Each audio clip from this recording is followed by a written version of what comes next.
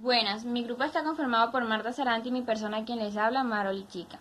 En el siguiente video vamos a hablar del caso del señor Juan y el empleador, que cuenta con los siguientes hechos. Como primero tenemos que Juan entra a trabajar en la inmobiliaria Coquito S.A. en el mes de febrero del año 2019, prestando los servicios de auxiliar contable. Como segundo tenemos que Juan tiene un contrato a término fijo por un año con un salario de 3.500.000 mensuales. Como tercero tenemos que Juan arrienda un apartamento con un canon mensual de 750.000 pesos. Como cuarto tenemos que el contrato de arrendamiento es a mérito ejecutivo y cuenta con una cláusula de arbitraje.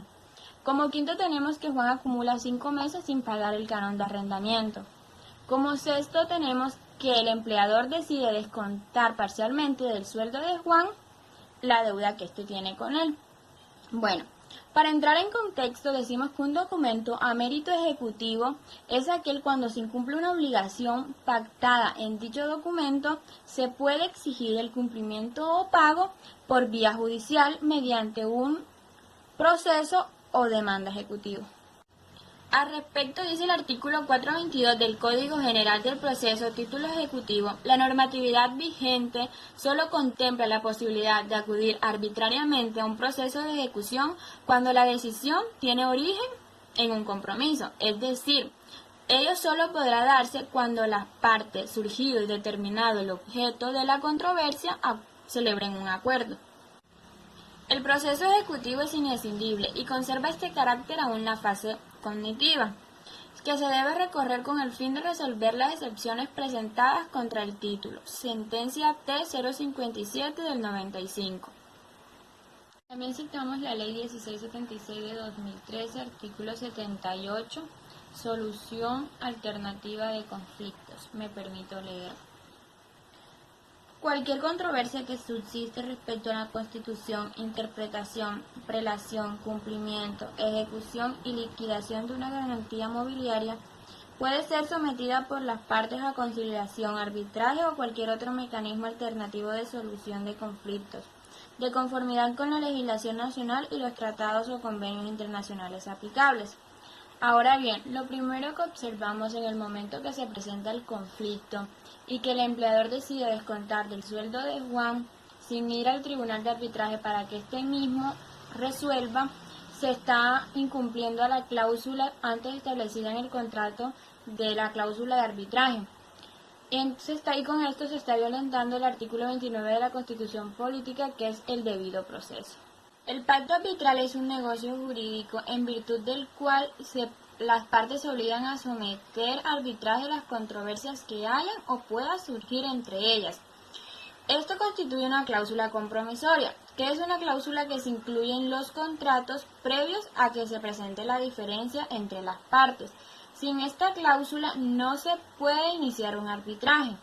Nosotras hemos considerado que ya que una de las partes incumplió la cláusula compromisoria, se está violando al debido proceso, porque, me permito citar textualmente, es una institución de orden procesal, lo cual significa que el arbitramiento garantiza los derechos de las partes enfrentadas, disponiendo una serie de etapas y oportunidades para la discusión de los argumentos, la valoración de las pruebas aportadas y aún la propia revisión de los pronunciamientos hechos por los árbitros.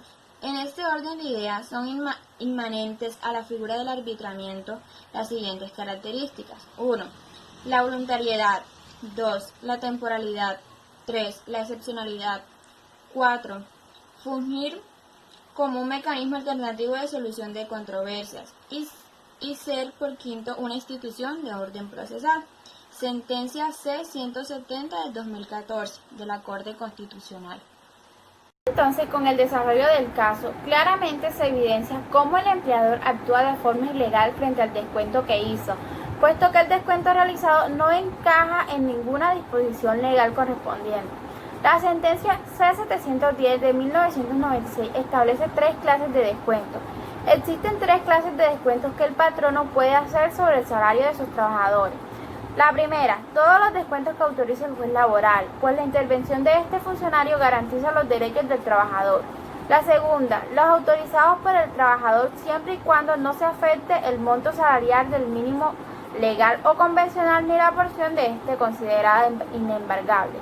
Y cuando la deuda no exceda 3 veces el monto de su salario, autorización que siempre debe constar por escrito. La tercera, los descuentos autorizados por la ley. También se destaca el convenio C095 sobre la protección del salario, en el que el empleador incumple con el artículo 8º y 9º. Artículo 8º de este convenio nos dice que los descuentos de los salarios solamente se deberán permitir de acuerdo a las condiciones y dentro de los límites fijados por la legislación nacional, un contrato colectivo o un laudo arbitral. Segundo, se deberá indicar a los trabajadores en forma que la autoridad competente considere más apropiada las condiciones y los límites que hayan de observarse para poder efectuar dichos descuentos. Artículo 9.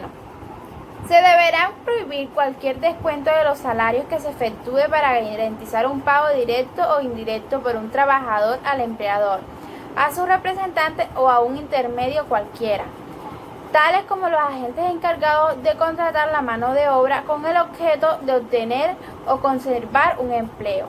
La Corte Constitucional también establece por medio de la sentencia 21057 de 2003 la prohibición de descuentos sin autorización del trabajador. Ahora bien, respecto al Código Sustantivo del Trabajo, el empleador también violenta algunos artículos, de los cuales señalaremos los siguientes. Artículo 25. Concurrencia de contratos. Dice, aunque el contrato del trabajo se presente involucrado o con concurrencia con otro u otros, no pierde su naturaleza y le son aplicables, por tanto, las normas de este código. Artículo 57, numeral 4. Obligaciones especiales del empleador. Dice, pagar la remuneración pactada en las condiciones, periodos y lugares convenidos. Artículo 59. Prohibiciones a los empleadores. Se prohíbe a los empleadores 1. Deducir, retener o compensar la suma alguna del monto de los salarios y prestaciones en dinero que corresponde a los trabajadores sin autorización previa de estos para cada caso o sin mandamiento judicial, con excepción de los siguientes. A. Respecto de salarios, pueden hacerse deducciones, retenciones o compensaciones en los casos autorizados por los artículos 113, que son las multas, 150, descuentos permitidos, artículo 151, autorización especial, 152, préstamos para viviendas y artículo 400, retención de cuotas sindicales. Estos artículos son los mismos en el que se encuentran en el Código Sustantivo de Trabajo. Como vemos, el descuento realizado por el empleador no entra en ninguno de estos artículos. Artículo 149. Descuentos prohibidos. El empleador no puede deducir, retener o compensar suma alguna del salario sin orden suscrita por el trabajador para cada caso o sin mandamiento judicial. Quedan especialmente comprendidos en esta prohibición los descuentos o compensaciones por el concepto de uso o arrendamiento de locales, herramientas o útiles de trabajo, deudas del trabajador para con el empleador, sus socios, sus parientes o sus representantes, indemnización por daños ocasionados a los locales, máquinas, materiales, primas o productos elaborados, o pérdidas o averías de elementos de trabajo, entrega de mercancías por provisión de alimentos y precios de alojamiento. 2. Tampoco se puede efectuar la retención o deducción sin mandamiento judicial, aunque exista orden escrita del trabajador cuando quiera que se le afecte el salario mínimo legal o convencional, o la parte del salario declarada inembargable por la ley. 3. Los empleadores quedarán obligados a efectuar oportunamente los descuentos autorizados por sus trabajadores que se ajusten a la ley. El empleador que incumpla con lo anterior será responsable de los perjuicios que dicho incumplimiento le ocasiona al trabajador o al beneficiario del descuento. En conclusión, podemos decir que el empleador tomó medidas que consideró pertinentes por su propia cuenta, pasando por alto lo que establece la ley, como ya se mencionó en los casos anteriores. En este caso, la medida que Juan podía tomar, según lo que dice la ley, en el caso de que se incumple una cláusula del contrato de arrendamiento, es intentar la conciliación entre las dos partes, con el fin de llegar a un acuerdo para solventar los daños o perjuicios ocasionados.